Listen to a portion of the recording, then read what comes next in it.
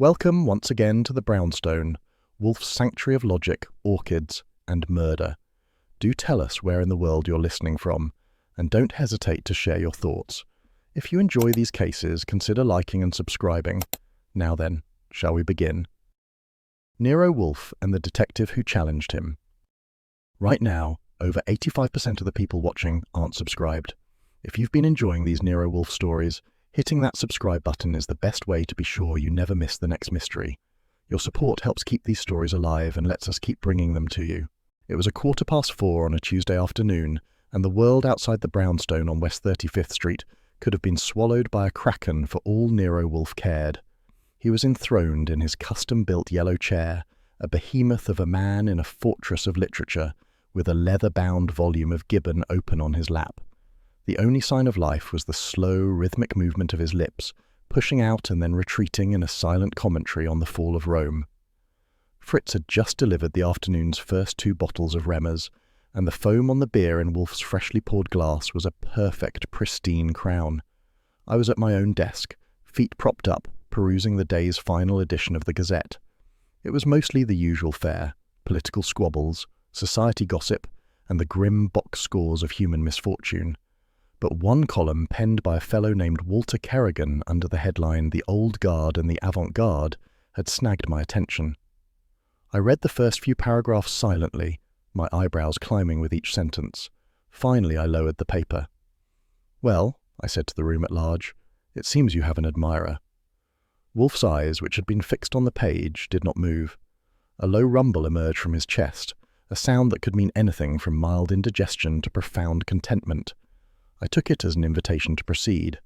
"He's a private investigator, new to the scene, name of Silas Thorne. According to Mr. Kerrigan, he's the future of criminal detection." I lifted the paper again.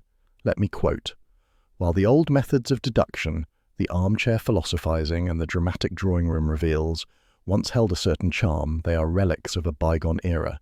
The modern criminal is a complex creature, and to catch him requires the dispassionate tools of science." Wolfe's finger, which had been tracing a line of text, paused. That was something.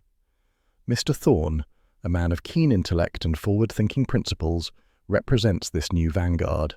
His office is not a dusty study but a laboratory, complete with microscopes, chemical analysis kits, and the latest monographs on forensic pathology. He does not rely on intuition, he relies on evidence.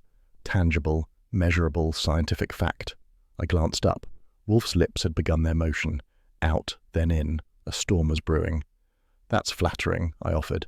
"He's calling you a relic without naming you." "Pfui," Wolfe grunted, his eyes still on Gibbon, the mewling of a popinjay seeking notice. "Continue reading your paper, Archie." Silently. "Gladly," I said. "But he does name you, eventually. That's the fun part." I cleared my throat and continued in my most professional narrator's voice. "I had the opportunity to ask Mr. Thorne his opinion on some of this city's more established private inquiry agents, including the legendary Nero Wolfe." "Legendary, see? He's softening you up." The book on Wolfe's lap closed with a soft thud. He reached for his glass, took a long, deliberate swallow of beer, and placed it back on the tray with exacting precision.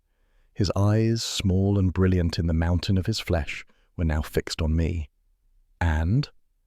And, I said, savouring the moment, Mr. Thorne was both respectful and candid. "Mr. Wolfe is a genius," he stated, "of a certain kind.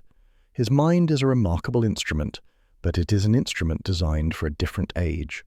One cannot solve a modern murder by sitting in a chair and contemplating the universe. It requires legwork. It requires data. It requires a man of action, not a man of axioms." He goes on to say that your methods are, and I quote, "as effective as trying to stop a motor car with a horsewhip." For a full minute, the only sound in the office was the gentle hum of the city outside. Wolfe's gaze was distant, as if he were contemplating the sheer, unmitigated gall of it. Finally he spoke, his voice dangerously soft. "He is a fool, an insufferable, vainglorious fool." "An articulate one, though," I pointed out. "And he's not done. This is where it gets interesting. This is the challenge." "Challenge?" The word was a drop of ice. "Yes, sir. A wager." Kerrigan writes, "To prove his point, Mr. Thorne has issued a public challenge, a sporting proposition aimed squarely at the titan of West 35th Street. He wagers $10,000 that on the next major homicide case to capture the city's attention, one in which both he and Mr. Wolfe are engaged, he can identify and secure the culprit faster, more efficiently, and with more scientific rigor than his esteemed colleague. He calls it a contest between the old world and the new. I folded the paper and set it on my desk. He wants to make you a spectacle. Wolfe's eyes were now fully closed, and the only movement was the faint tremor in his jowls. He looked less like a man and more like a dormant volcano. I knew better than to interrupt his thoughts. He was weighing the insult against the profound inconvenience of acknowledging it. To ignore it would be to concede the point, to allow this upstart to define him in the public square. To accept would be to dignify the man's insolence, to step into a circus ring not of his own making. Fritz entered soundlessly, placed 2 more bottles of beer on the tray, and departed without a word, a ghost in his own home. Wolfe's eyes opened. They were hard, like polished river stones. "Archie," he said, his tone devoid of any emotion. "This Thorne, he has an office?" "Presumably. The article mentions it's a laboratory." "He will have a telephone. It's a safe bet." "Find the number. Get him on the telephone, inform him that his wager is noted. Inform him further that I do not engage in public spectacles for paltry sums. The stake will be $50,000, deposited with a neutral third party. The case will be the next homicide brought to this office by a paying client, provided the police do not object to our involvement. The terms are not negotiable. He will either accept them precisely as stated, or he will be dismissed as the charlatan he undoubtedly is." He picked up his book, opened it to his marked page, and settled back into his chair. "And Archie, do not interrupt me again unless it is a matter of genuine urgency. This is not." I grinned. The popinjay had mewled and the lion had stirred. This was going to be more fun than a barrel of monkeys. I reached for the telephone directory. The game, as they say, was afoot. The following morning, the challenge from Silas Thorne had settled into the brownstone's atmosphere like a fine layer of dust. Thorne had accepted Wolfe's terms via a curt, professionally typed letter delivered by messenger, and the $50,000 stake was now sitting with Wolfe's lawyer. The popinjay had taken the bait, but with no client and no case, the wager was merely a theoretical irritation. Wolfe was upstairs in the plant rooms, communing with his orchids from 9 until 11 as usual, leaving me to manage the office and fend off the world. The doorbell rang at precisely 11:15, just as Wolfe was descending in the elevator. I took the call on the house phone, and a voice as crisp and cold as a winter morning announced itself. "My name is Alistair Finch. I have an appointment with Mr. Wolfe." I had made no such appointment, but I had my standing orders. I told him to wait, met him at the front door, and escorted him into the office. He was a man carved from granite and ambition, tall, rail-thin, with a face that looked as if it had been designed to scowl at balance sheets. His suit was a dark, severe flannel that probably cost more than my car, and he carried a Homburg hat and leather gloves in one hand. He surveyed the office with a quick, dismissive glance, his eyes lingering for a moment on the large globe before settling on Wolfe, who was now behind his desk pouring his first beer of the day. "Mr. Wolfe," Finch began, his voice leaving no room for pleasantries, "I am here on a matter of some urgency." Wolfe inclined his head a quarter of an inch, a gesture that could be interpreted as a welcome by the charitable. Finch took the red leather chair facing the desk. "I require your services to locate my son." I settled into my chair, my pen and notebook ready. This had the scent of money, if nothing else. "His name is Julian Finch. He is 24 years old. He has been out of contact for 8 days. Wolfe's eyes narrowed slightly. "Estranged, I presume?" Finch's jaw tightened. "We have different philosophies on life. Julian fancies himself a poet. He resides in a small apartment in Greenwich Village. I provide him with a stipend sufficient for his needs but not for extravagance. It is my expectation that he communicates with my office once a week to confirm his well-being. He has failed to do so." "And you have not sought him out yourself?" Wolfe asked, his tone flat. "I do not go to Greenwich Village, Mr. Wolfe. I sent my assistant. He was unable to gain entry to the apartment. The landlord claimed he had not seen Julian in several days." The portrait Finch painted was clear. A son who had rejected his father's world of industry and finance for the perceived romance of artistic squalor, and a father who viewed it as a personal failing. "The police?" Wolfe prompted. The police do not consider an adult who has missed a weekly check-in a priority. They were polite but unhelpful. They suggested he may have simply taken a trip. A reasonable assumption, Wolfe murmured, his attention drifting toward the beer glass. He was already losing interest. This was a routine missing person case, a domestic squabble beneath his notice. Finch seemed to sense it. He leaned forward, his severe expression deepening. There is more. Julian has recently fallen in with a disreputable crowd. Individuals I would describe as unsavory. He hinted at some new venture, some partnership that he claimed would make him independent of me. I'm concerned he has become entangled in something beyond his understanding. Wolfe remained impassive. He disliked being hurried, and he detested family drama. I could see him mentally calculating the number of orchids that needed repotting. I was about to write the whole thing off when Finch delivered the line that changed everything. Before coming here, he said, a note of distaste in his voice, I was advised to consult another private investigator, a man named Silas Thorne. The silence in the office was suddenly absolute. Wolfe's hand, which had been reaching for his glass, stopped mid-air. His eyes, which had been hooded with boredom, were now wide open and fixed on Finch. They glittered with a new and terrible focus. Indeed, Wolfe said, his voice a low rumble. You consulted Mr. Thorne, and what was the result of that consultation? Finch gave a slight, irritated shrug. It was a waste of my time.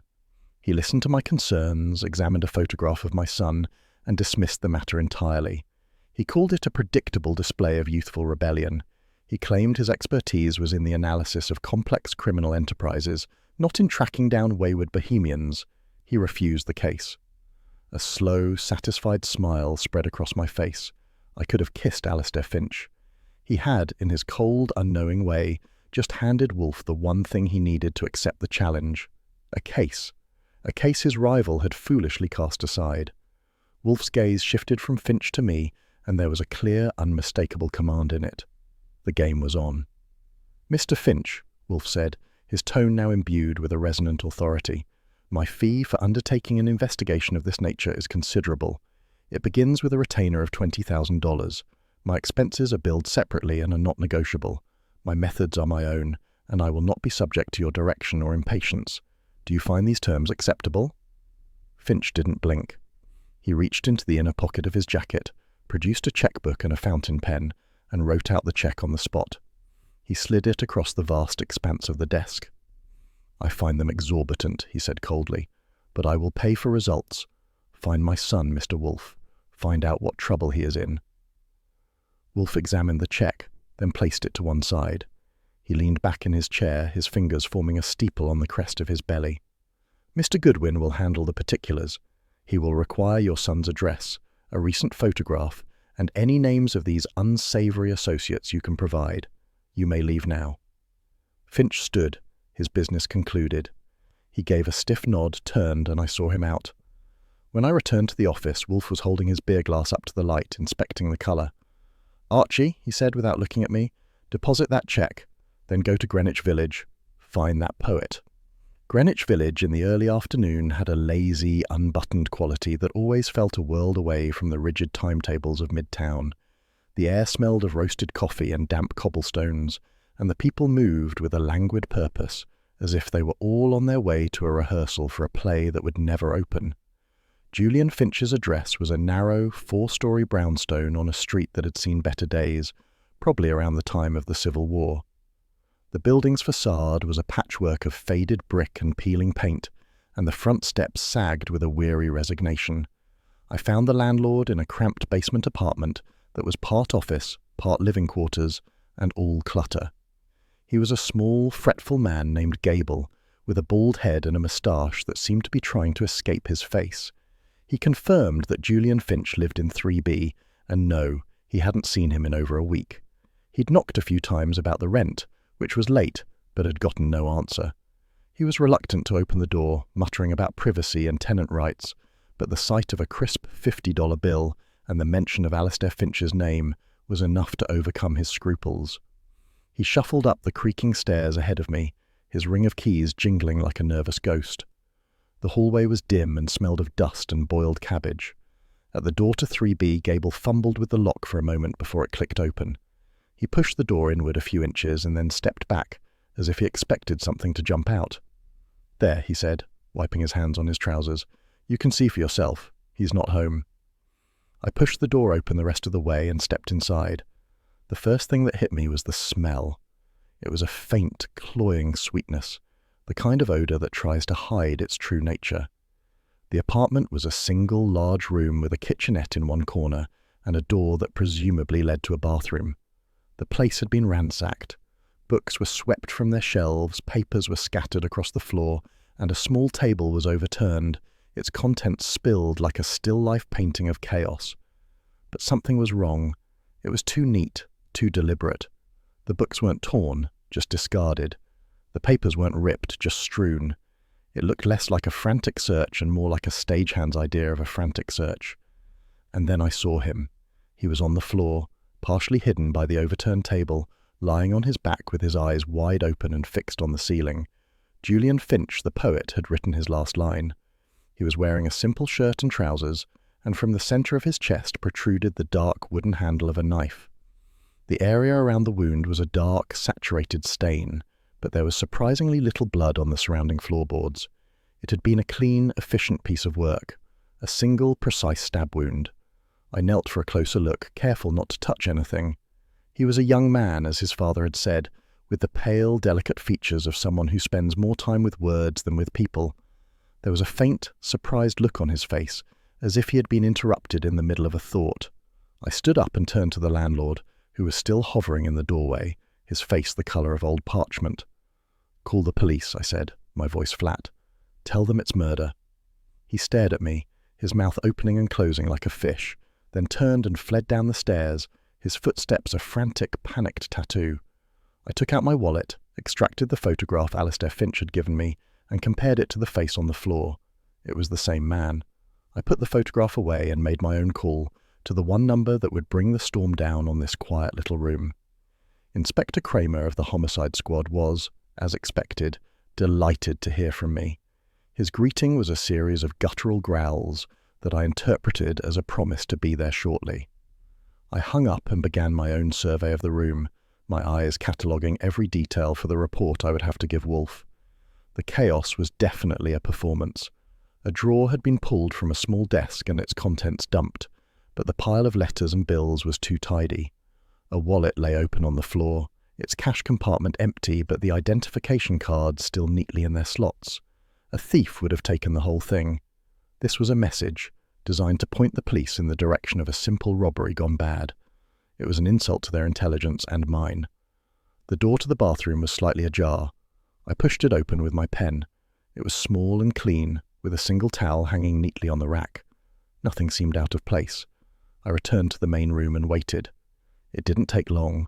The distant wail of a siren grew steadily louder, culminating in a screech of tires outside. Footsteps pounded up the stairs, and then the doorway was filled by the broad, imposing figure of Inspector Kramer. He was chewing on an unlit cigar, his big, beefy face set in its customary scowl.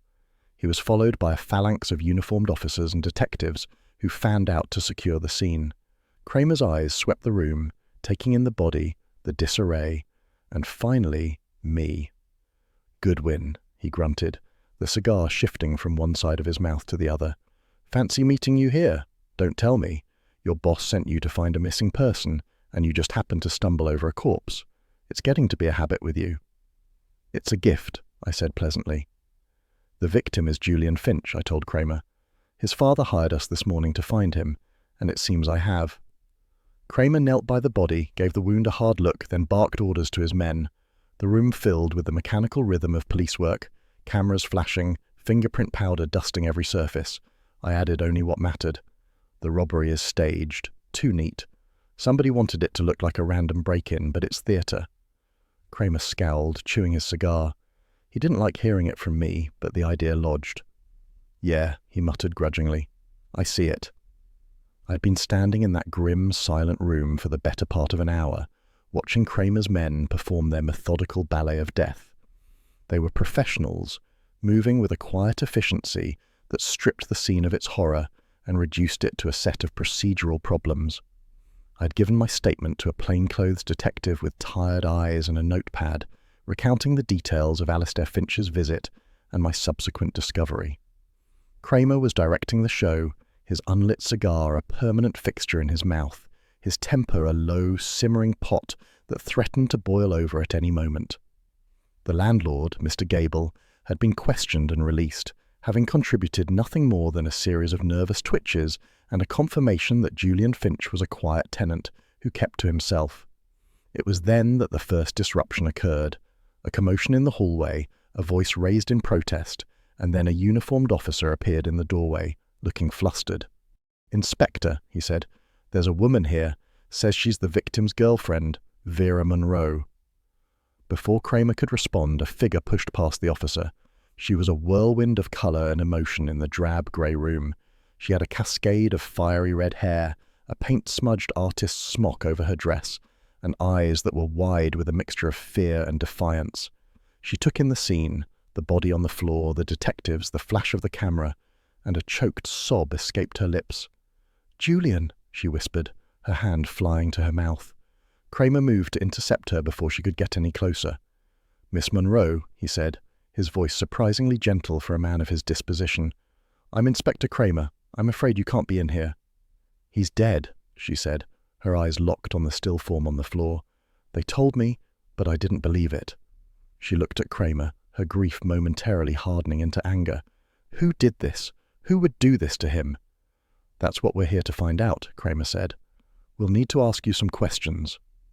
He nodded to one of his detectives, who gently guided the distraught woman out into the hallway. Her arrival had pierced the clinical atmosphere of the room, reminding everyone that the body on the floor had once been a person with a life and a future. The second disruption was of a different sort entirely. It began with a confident, authoritative voice from the doorway, a voice that cut through the low murmur of the investigation. "Inspector Kramer, a word if you please." We all turned. Standing there was a man who looked as if he had stepped out of a magazine advertisement for expensive suits and self-assurance. He was tall and impeccably dressed, with a sharp, intelligent face and an air of complete command. In his hand he carried a polished leather case that looked like a doctor's bag. It was Silas Thorne. He had arrived. Kramer's face darkened. "Thorne, what the hell are you doing here? This is a police crime scene." Thorne smiled, a thin, condescending expression that didn't reach his eyes. "I have a press pass, Inspector, and a professional interest. I was, in fact, consulted on this matter just yesterday. A minor domestic concern, I was told. It seems it has escalated." His eyes swept the room, taking in the details with a practiced, analytical gaze. He wrinkled his nose slightly at the overturned table. "A rather clumsy attempt to simulate a robbery, wouldn't you say? The disarray is far too symmetrical." He then looked at me, and his smile widened. "And Mr. Goodwin, an unexpected pleasure. I see your employer's methods have led you here as well. Stumbling in the dark, are we, hoping to trip over a clue?" "We find things," I said evenly. "It's what we do. You, on the other hand, seem to have found your way here only after the police sirens announced the party."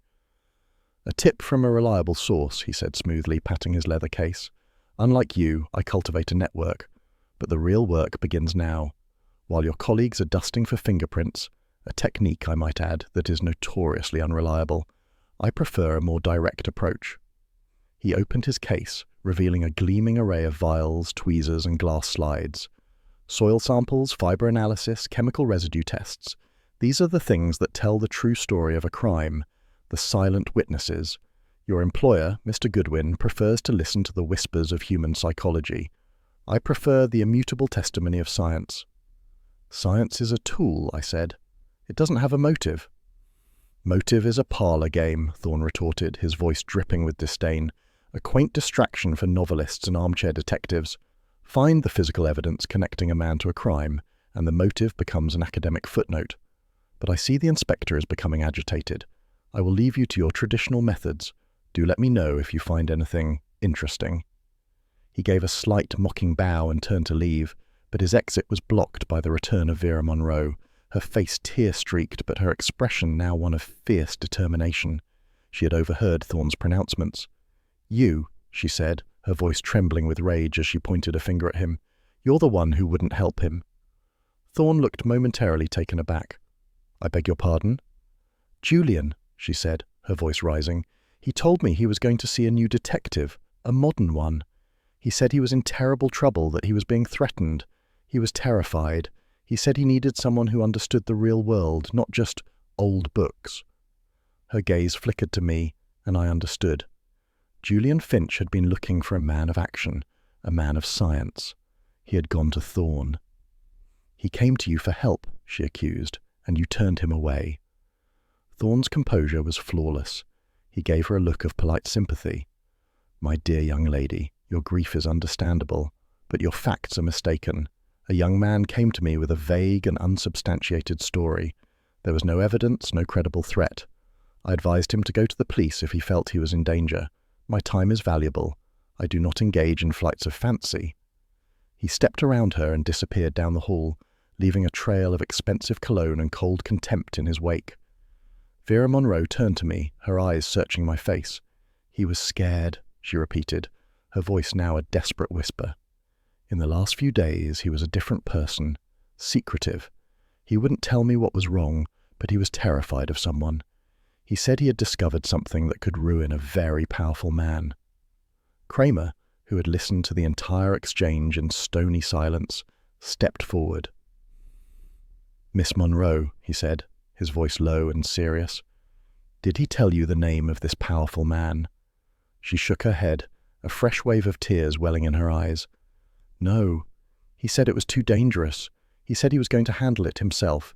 He said he was going to be free.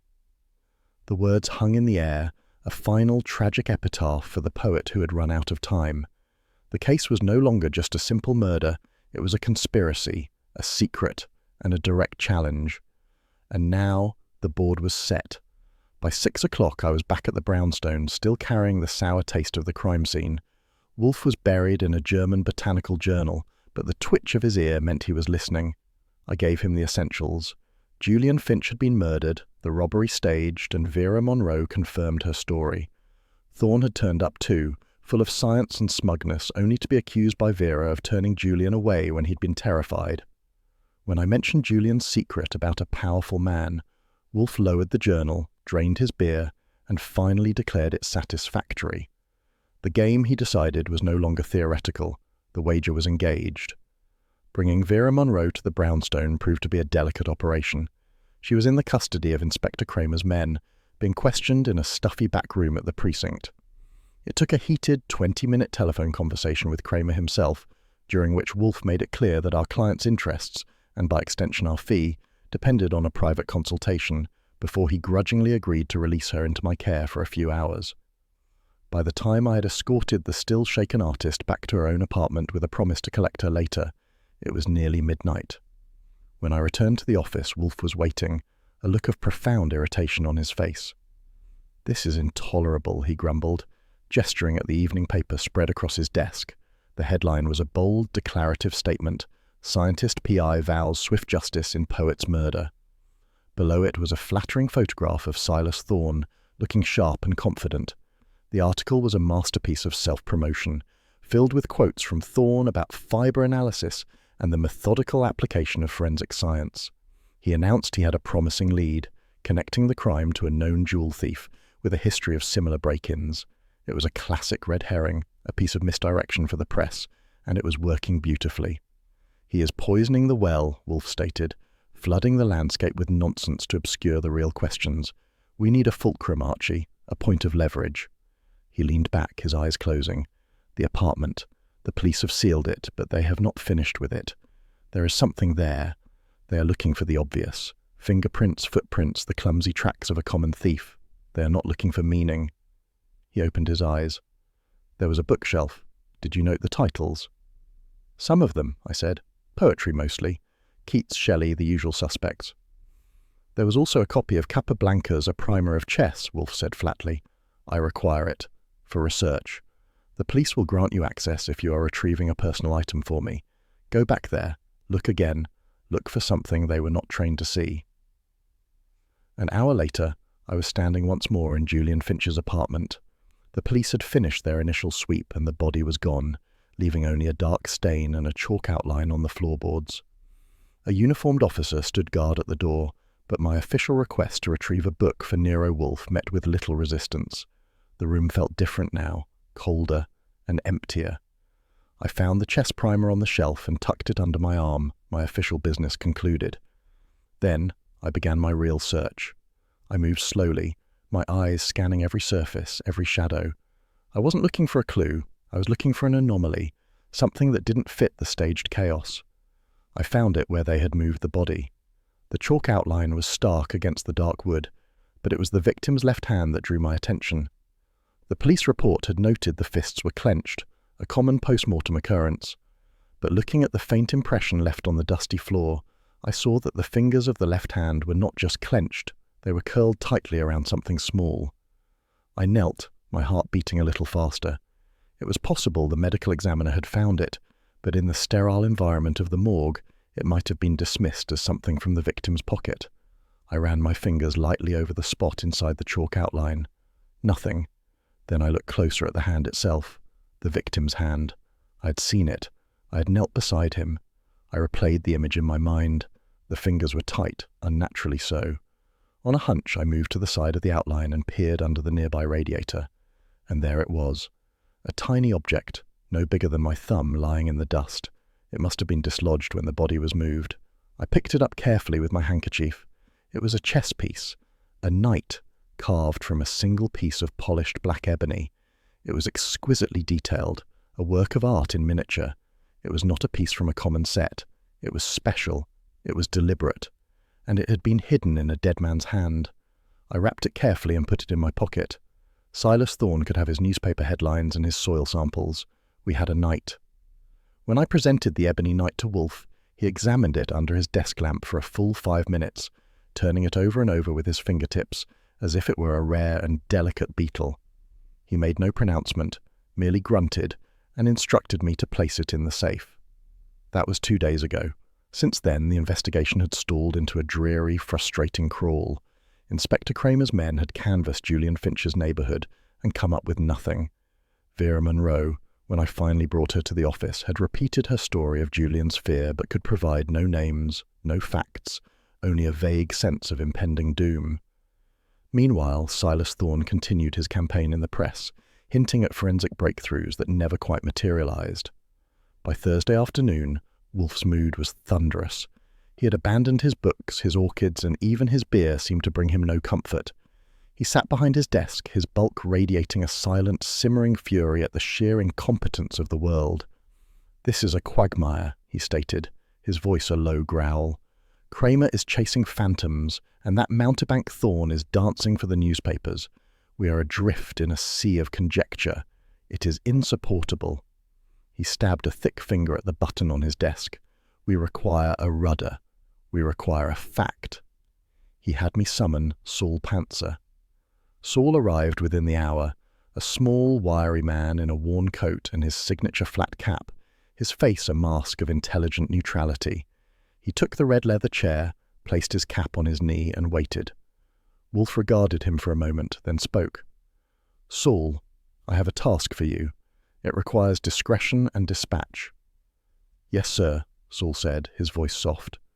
"Our client's son, the deceased, had a secret business partner. His father knows nothing. His girlfriend knows nothing. The police have found nothing. I want a name." Wolfe leaned forward, his eyes boring into Saul. "Find him. Learn his name. That is all." Saul nodded once, a quick economical movement. "I'll need funds." I had an envelope with $500 ready. Saul took it, tucked it into his coat pocket, stood up, put his cap on, and was gone. The door clicked shut behind him, leaving only the scent of the city and the promise of a result. The next 48 hours were an exercise in patience. I fielded 3 separate, fruitless calls from Kramer, each one more belligerent than the last. I read another half-dozen articles celebrating the genius of Silas Thorne. Wolfe remained in his chair, a silent, brooding monument to his own displeasure. On Saturday afternoon, just as Wolfe was finishing his second beer, the doorbell rang. It was Saul. He entered the office looking exactly as he had when he left, perhaps a little more tired around the eyes. He removed his cap and sat down. "Well?" Wolfe demanded. Saul looked at Wolfe, his expression unchanging. The partner's name is Marcus Thorne. The name dropped into the quiet room like a stone into a deep well. I felt a jolt, as if I touched a live wire. Thorne.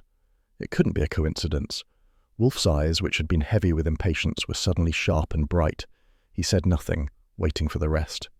"He's a drifter," Saul continued, his voice a flat monotone. "A gambler. Lives in a boarding house in the Tenderloin. He's the younger brother of Silas Thorne. They've been estranged for years, according to the public record. Bad blood over an inheritance." He had done it. In 2 days, Saul Panzer had found the one thread that connected our entire case, a thread that tied the victim not just to a secret, but directly to our challenger. Wolfe leaned back in his chair, his massive chest rising and falling in a long, slow breath. The game had just changed, and the mountebank had no idea. On Monday morning, Wolfe dispatched me with simple instructions. "Go and see Mr. Thorne, Archie. Do not accuse, merely inquire. Inform him that our investigation has uncovered a connection between his family and the deceased. Then watch his face, watch his hands. The truth of a man is often found not in his words, but in the twitch of a nerve." Silas Thorne's office was on the 20th floor of a new glass and steel tower overlooking the East River. It was the antithesis of the brownstone, a wide, sterile space with chrome furniture, abstract paintings, and a view that could make an eagle feel insecure. Thorne sat behind a vast glass desk, a monarch of modernity, a microscope gleaming at his elbow like a piece of royal regalia. He greeted me with a smile that was all teeth and no warmth. "Mr. Goodwin, to what do I owe the honour? Have you come to concede the wager already?" "Not just yet," I said, taking the uncomfortable chair he indicated. "Just a routine inquiry. A loose end we're trying to tie up. It seems Julian Finch had a business partner, a man named Marcus." I paused, letting the name hang in the sterile air between us. For a fraction of a second, Thorne's mask of cool superiority slipped. His eyes widened almost imperceptibly, and the pen he was holding slipped from his fingers, clattering onto the glass desktop. It was a small thing, but it was enough. He recovered instantly, his expression hardening into a cold, dismissive mask. He picked up the pen, his movements precise and controlled. "Marcus," he said, his voice flat. "I see. My brother." "That's the one," I confirmed. "We were hoping you could tell us where to find him." Thorne leaned back in his chair, the picture of detached indifference. "I'm afraid I can't help you. Marcus and I have been estranged for the better part of a decade. There was a dispute over our father's will. He chose a different path in life, one that I could not endorse. I have not seen or spoken to him in years." "So, you wouldn't know anything about his business dealings with Julian Finch?" I asked. "Nothing whatsoever," he said coldly. "My brother's affairs are his own. I am not his keeper. And for the record, my own activities at the time of Mr. Finch's murder are fully accounted for. I was delivering a lecture on chromatography to the New York Chemical Society. There were over 200 witnesses." He offered the alibi without my having asked for it, a neatly wrapped package of verifiable fact. "I see," I said, rising from my chair. "Well, thank you for your time." "A word of advice, Mr. Goodwin," he said as I reached the door. "You are chasing ghosts, family squabbles, sentimental motives. While you are lost in that fog, I will be following the evidence. It is a far more reliable guide." I left him there in his glass castle and took a cab straight back to the brownstone. Wolfe was in the office, a volume of poetry in his hands, a rare departure from his usual fare. I gave him a verbatim account of the meeting, detailing Thorne's initial slip with the pen, his cold denial, and the too eager alibi. When I finished, Wolfe closed the book and placed it on his desk. He leaned back, his great bulk settling into the yellow chair, and closed his eyes. The office was silent for a long time. I could hear the faint ticking of the clock on the wall, the distant rumble of the city. Finally, Wolfe's lips pushed out and then retreated. "He is lying," he said, his voice a soft, certain rumble. I waited.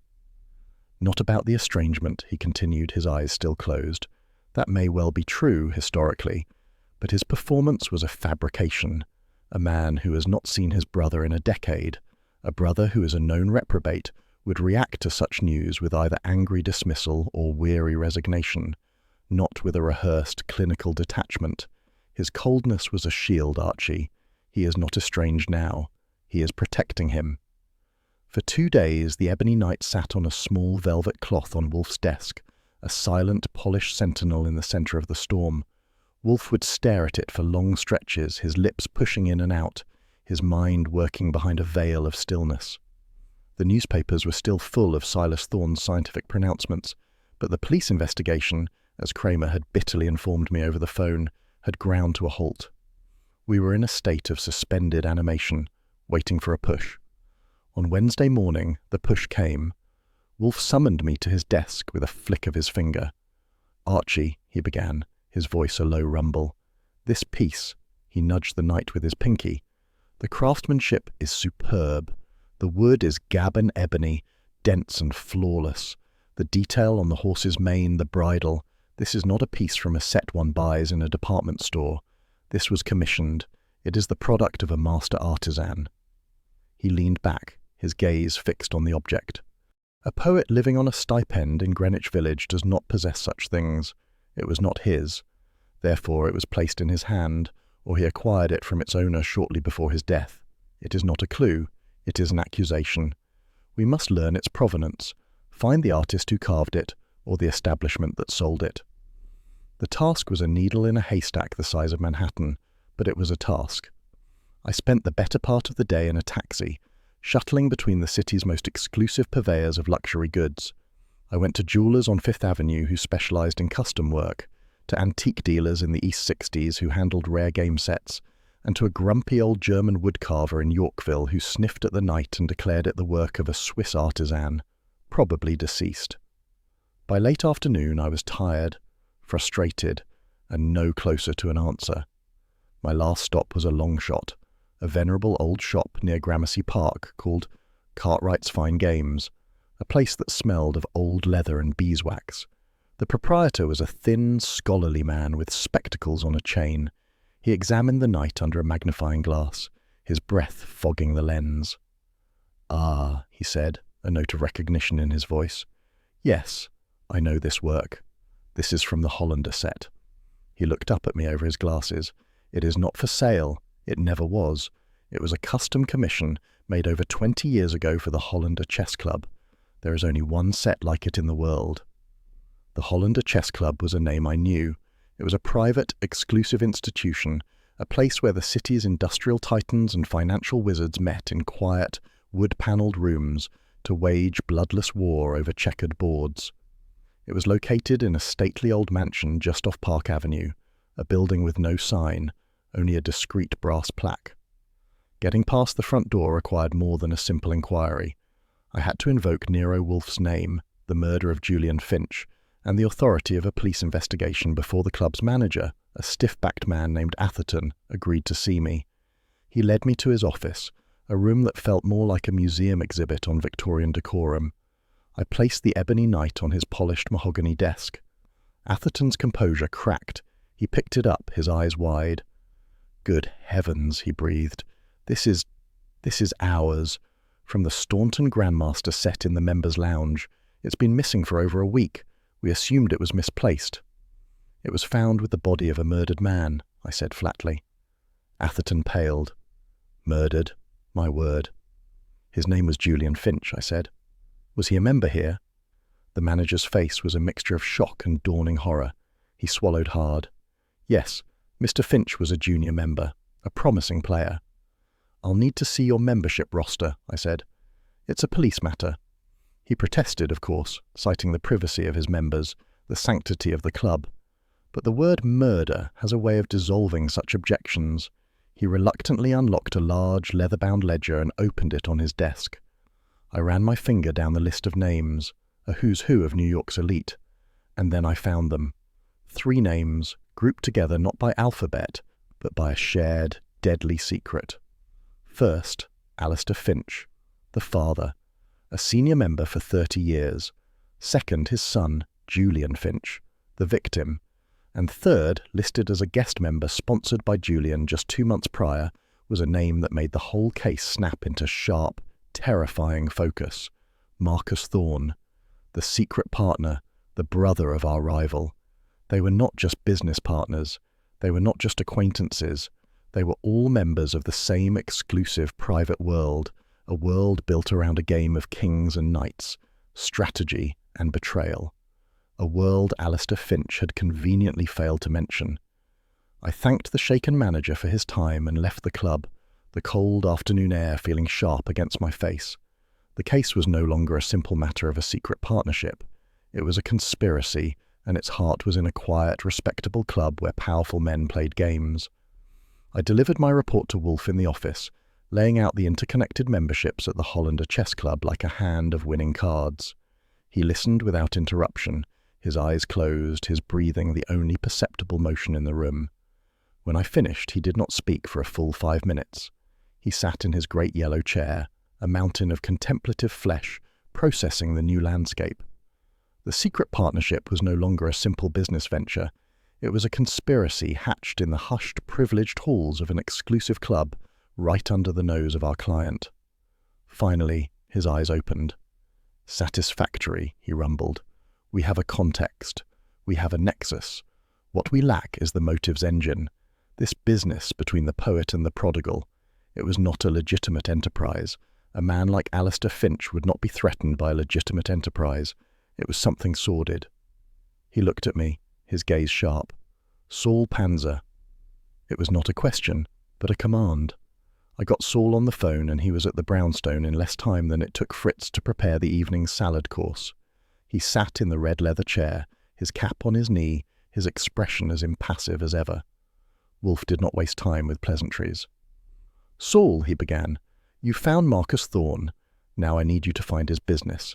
The venture he undertook with Julian Finch. It was not a business. It was a lever, designed to pry something from Alistair Finch. I want to know what that lever was. I want to know the nature of the pressure they were applying. Spare no expense. Be discreet." Saul nodded, took the fresh envelope of cash I had prepared, and departed as silently as he had arrived. This time the wait was longer. 3 full days passed, 3 days of Wolfe tending his orchids with a grim, focused intensity. 3 days of me fending off increasingly irate calls from Inspector Kramer, who was now convinced we were withholding vital information, and 3 days of Silas Thorne's smug face staring out from the pages of the city's newspapers, boasting of imminent breakthroughs based on his analysis of dust particles. On Saturday evening, Saul returned. He looked haggard, his usual neat composure frayed at the edges. He sat down, and for the first time since I'd known him, he accepted Fritz's offer of a cold beer. He took a long swallow before he spoke. "It was blackmail," he said, his voice a low, tired rasp. The word landed in the quiet office with the force of a physical blow. Wolfe, who had been leaning back with his eyes closed, sat up straight. "The particulars," he demanded. "Alistair Finch's company, Finch Consolidated, got its start 30 years ago with a government contract to build naval engines," Saul began, his voice flat and factual. "It was a competitive bid. Finch won it, and it made his fortune. But the bid was fraudulent. He had a contact inside the procurement office who fed him the details of his competitors' offers. He didn't just underbid them. He used their own engineering specifications, slightly modified, to make his proposal look superior. The man in the procurement office was paid handsomely and disappeared to South America a year later." "And Julian Finch discovered this?" I asked. Saul nodded. "He found a ledger, a private one, hidden in his father's study at the country estate. Julian was a poet, but he wasn't a fool. He understood what it meant. It was proof of collusion, fraud, and theft of intellectual property on a massive scale, enough to send his father to prison for a very long time and dissolve the corporation he'd spent his life building." Wolfe's eyes were gleaming. "And he enlisted Marcus Thorne?" "Yes," Saul confirmed. "Marcus was the muscle, the man who knew how to apply pressure. They contacted Alistair Finch. They demanded a sum of $1 million to be paid in untraceable bonds in exchange for the ledger and their silence." "But Finch refused to pay," I prompted. "He must have," Saul said. "And then Julian was murdered." The pieces were all there now, a dark and ugly mosaic of greed and betrayal. The son blackmailing the father, a titan of industry, with a secret crime that could destroy him. But there was one piece that didn't fit. "Silas Thorne," Wolfe said, his voice a low murmur, anticipating my question. Where does the scientific detective fit into this sordid little drama? Saul took another drink of his beer. He looked from Wolfe to me, and his next words were the second bombshell of the evening. He knew, Saul said. He knew all about it. Marcus went to him for advice before they made their move. Silas told him it was a fool's errand, that Alistair Finch was too dangerous. But Marcus wouldn't listen. They had another one of their bitter arguments. Silas washed his hands of it publicly. But not privately, Wolfe stated. No, Saul said. He was monitoring it, keeping tabs on his brother. When Julian was murdered, Silas knew immediately that Marcus was in over his head. He knew the police would eventually connect the two of them. Wolfe leaned back, a slow, grim smile spreading across his face. Of course, he breathed. The public challenge, the wager. It was never about proving his methods were superior. It was a stratagem, a brilliant, audacious ploy to insert himself into the very center of the investigation, to control the flow of information, to monitor the police, and to protect his worthless brother from the consequences of his own greed. He is not our rival, Archie. He is a co-conspirator. The entire case had been turned on its head. We were not in a race with Silas Thorne. We were in a battle of wits with a man who was desperately trying to cover his tracks, a man who had staked his reputation on a lie. And now we had the truth. The truth, once revealed, settled into the office with a chilling finality. Saul's report had not just solved a puzzle, it had redrawn the entire map. Silas Thorne was no longer a rival. He was an adversary, a man actively working to subvert the very justice he claimed to champion. Wolfe, having absorbed the full scope of the deception, became a study in controlled energy. The languor was gone, replaced by a formidable, focused intellect. He sat in his chair not as a man at rest, but as a general contemplating his final, decisive maneuver. "This is satisfactory," he said, his voice a low, resonant hum. "The structure is now clear. The motive is greed, the complication is murder, and the artifice is Mr. Thorne's contemptible wager. The killer acted to silence one blackmailer. He will not hesitate to silence the other if he believes his own safety is compromised." He looked at me, his eyes sharp. The murderer is confident. He believes the police are chasing a phantom jewel thief thanks to Mr. Thorne's misdirection. He believes Marcus Thorne is a loose end, a disreputable gambler who can be managed or dismissed. We must disabuse him of this notion. We must make him believe the walls are closing in, that his secret is about to be laid bare. "You want to rattle his cage," I said. "I want to burn it to the ground," Wolfe corrected, "but I cannot do it alone.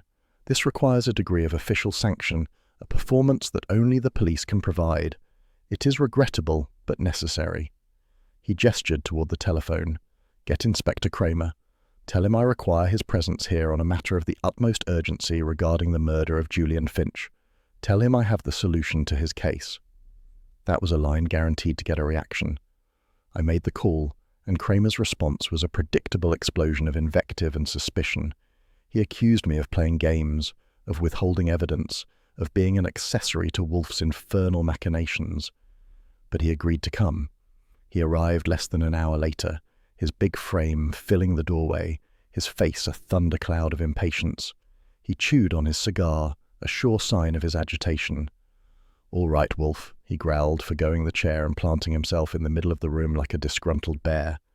"You've got my attention. You said you have a solution. This had better not be another one of your theatrical exercises." Wolfe regarded him with a calm, almost placid expression. "Mr. Kramer, please sit down. What I have to say will take some time." Kramer hesitated, then dropped into the red leather chair with a resentful sigh. For the next 20 minutes, Wolfe laid it all out. He spoke in a flat, dispassionate monotone, recounting Saul's discoveries from start to finish. He detailed the fraudulent naval contract that had been the foundation of Alistair Finch's fortune. He described the ledger, the blackmail plot hatched by Julian Finch and Marcus Thorne, and the $1 million demand. Kramer listened, his initial skepticism slowly giving way to a look of stunned comprehension. When Wolfe was finished, Kramer was silent for a long time, his cigar rolling from one side of his mouth to the other. "Blackmail," he said finally, his voice a low rasp. "The son was blackmailing the father. And you've been sitting on this?" "I have been assembling it," Wolfe corrected him. A collection of facts is not a solution. Now I have one. He then moved on to the final piece of the puzzle. Silas Thorne, he said, is not a detective in this matter. He is an accomplice after the fact. His brother, Marcus, confided in him. When Julian was murdered, Silas knew his brother was implicated. His public wager, his so-called scientific investigation, his deliberate misdirection of your men toward a non-existent jewel thief. It was all a brilliant, cynical charade designed to allow him to monitor your progress and protect his brother. Kramer's face was now a mask of cold fury. He was not just a cop who had been misled. He was a professional who had been played for a fool, and he did not like it. "So you're telling me," he said, his voice dangerously quiet, "that Thorne has been obstructing my investigation from the very beginning." "Concisely put," Wolfe agreed, "and now, with your cooperation, we will use his own deception to spring a trap." Wolfe leaned forward, his bulk seeming to command the very air in the room. "The murderer believes Marcus Thorne is a manageable threat. We must convince him otherwise. We must create a scenario of imminent exposure, a threat so great that it will force him to act rashly." He turned his gaze to me. "Archie, you will contact your friend at the Gazette, Mr. Cohen. You will give him an exclusive tip off the record. You will tell him that the police have located Marcus Thorne. You will tell him that he is in protective custody and is cooperating fully, providing a detailed confession of the entire blackmail plot. The story must suggest that an arrest of the murderer is imminent, pending Mr. Thorne's final statement." Kramer stared at Wolfe, the gears turning behind his eyes. He saw the elegant, brutal simplicity of it. A fake story, leaked to the press, designed to panic a killer into making a mistake.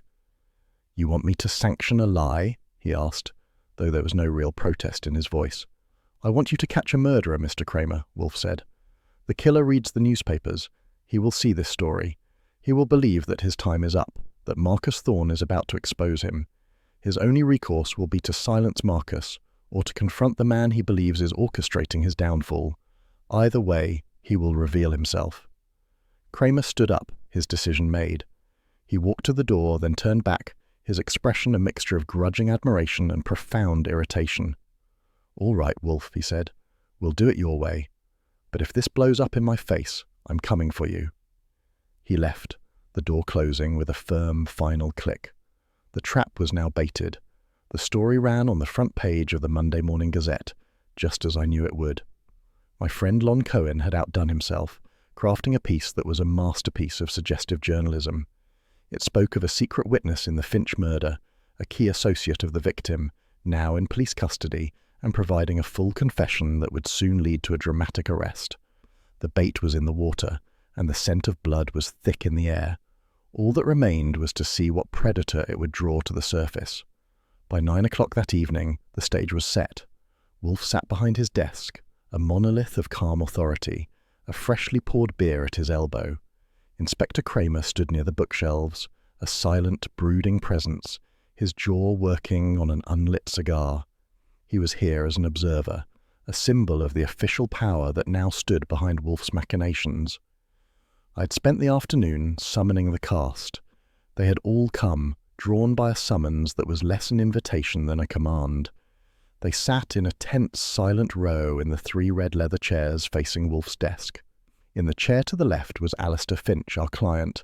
He was as cold and severe as ever, his posture rigid, his hands clasped on the handle of his silver-topped cane. He was here because he had paid for a result, and he was determined to see it through. In the centre sat Vera Monroe. Her artist's smock had been replaced by a simple black dress. Her grief was still palpable, but it was now overlaid with a fierce, defiant hope. She was here for Julian, her eyes fixed on Wolfe as if he were the sole arbiter of justice in a broken world.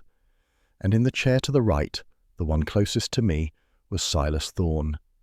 He had tried to refuse the summons, citing a prior engagement, but a quiet word from Inspector Kramer's office had changed his mind. He was a study in controlled anxiety.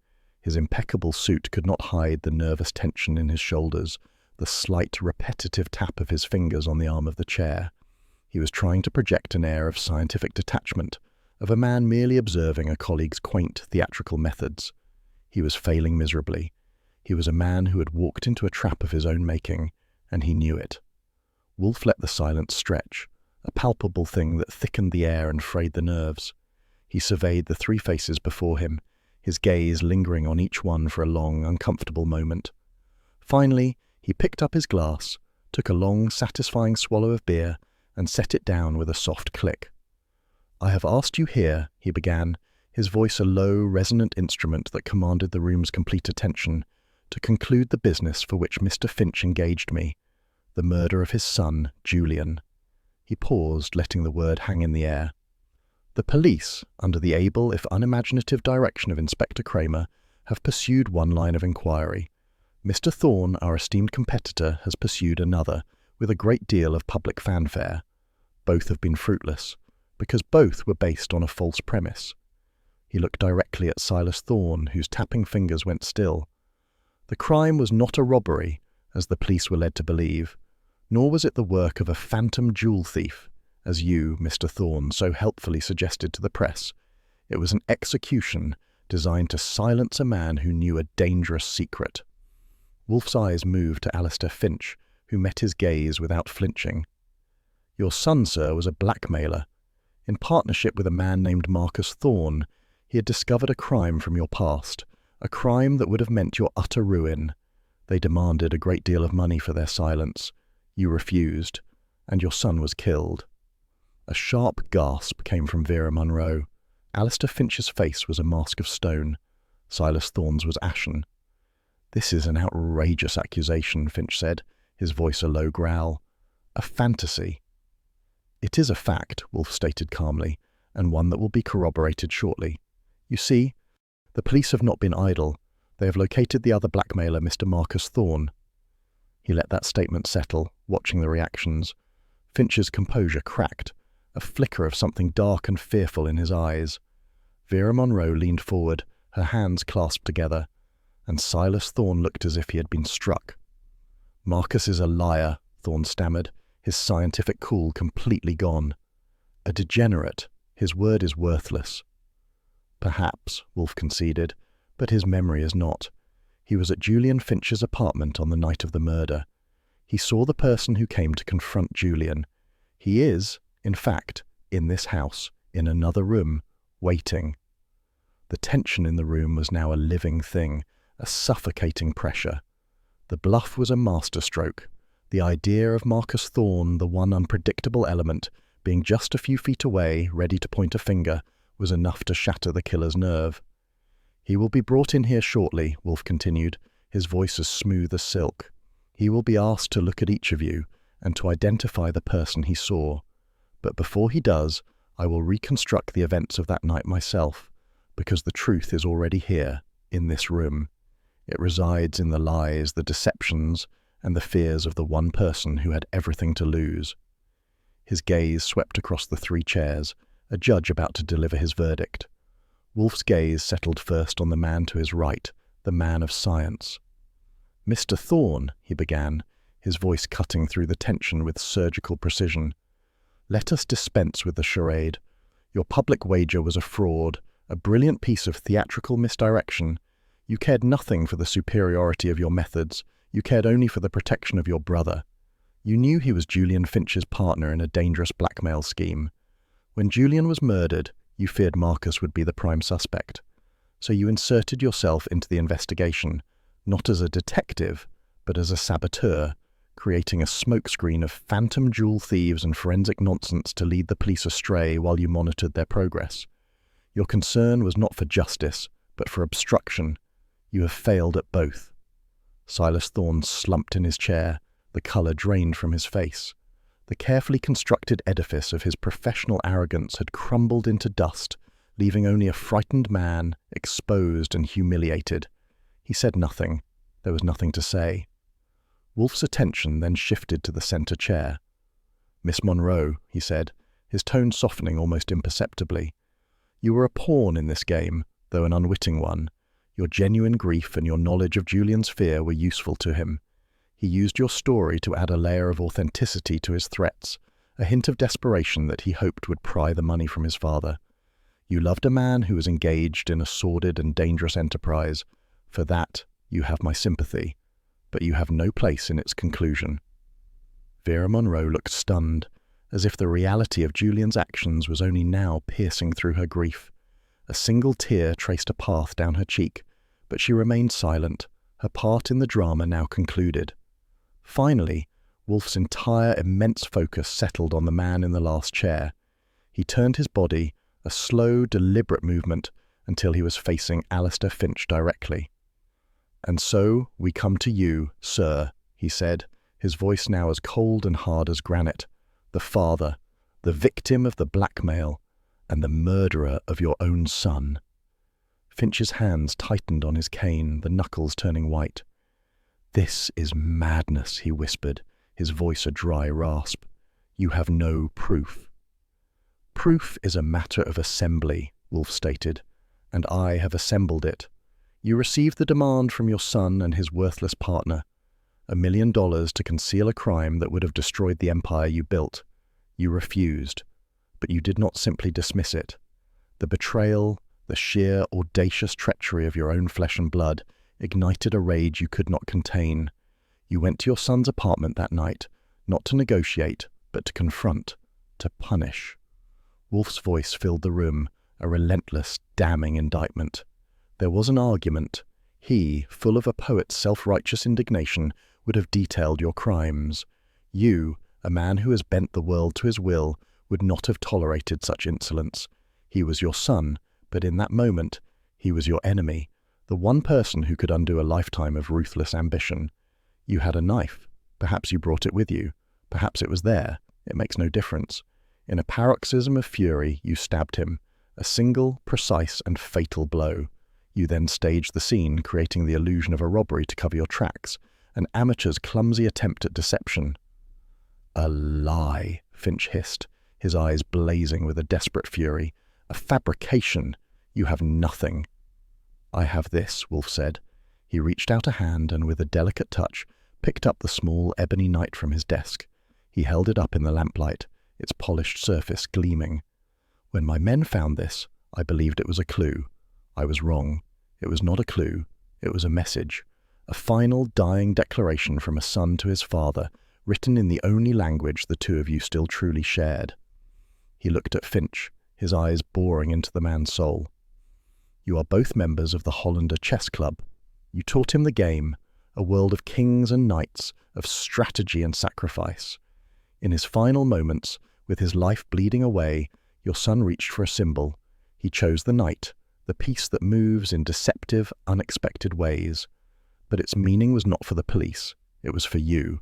It was a final, silent accusation from a player who knew the game was over. The king," Wolfe said, his voice dropping to a near whisper, "had taken his own piece from the board."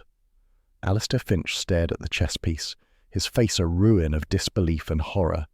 A terrible, guttural sound escaped his throat, a sound of utter and complete despair. He lunged forward, his cane clattering to the floor, his hands outstretched not in attack, but in a gesture of agonized appeal. "He was my son," he choked out, the words tearing from him. "My son."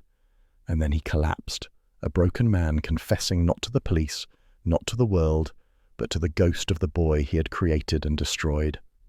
The collapse of Alistair Finch was a terrible, absolute thing.